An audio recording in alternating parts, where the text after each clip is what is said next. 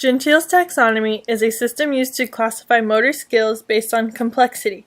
Today we will use it to create a progression towards the skill of snatching while balancing on foam pads. To begin, we must understand the snatch itself. The goal of the snatch is to lift the bar from the ground and lift it overhead in one continuous motion. It is most commonly performed by weightlifters, athletes, and gym enthusiasts. This is because it increases explosiveness and boosts performance. Our more complex version of the snatch is performed on 2 foam pads.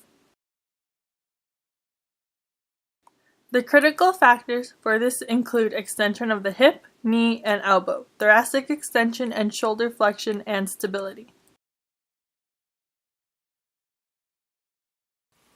Some of the flexible factors of performing a snatch include squat depth, where the hands are positioned on the bar, point of or absence of flexion, and the final catch position.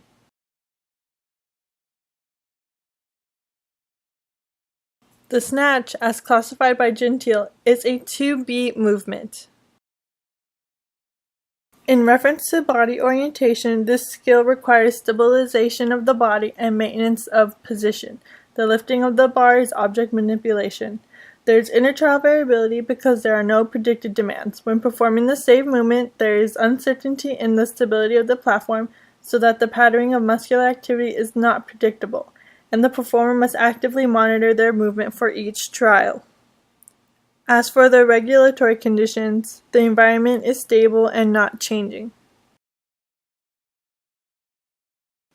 The beginning of the progression will start with a front raise. It should be performed for 10 to 15 reps with light weight. The front raise will be classified as 1B because there is no body transport, weight is being lifted, there are stationary regulatory conditions, and there is no intertrial variation because every rep could be performed in the same fashion. A more difficult progression of the front raise is the strict press. This should be performed for 8 to 10 reps at 60 to 70% of your max.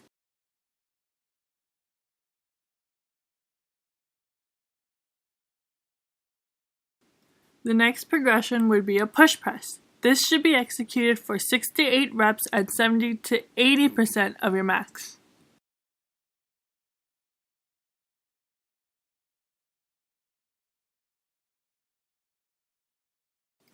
The progression will start with the lunge. It should be performed for 10 reps each leg with no weight. The lunge will be classified as a 1A because it is not as complex.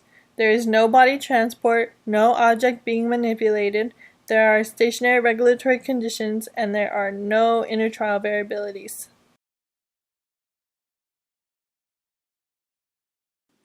A more difficult progression of the lunge would be an air squat. Once it can be performed for 10 to 15 reps with no weight, the next progression will be recommended. The final progression would be performing a Bulgarian split squat. It should be performed for 10 reps each leg with no weight.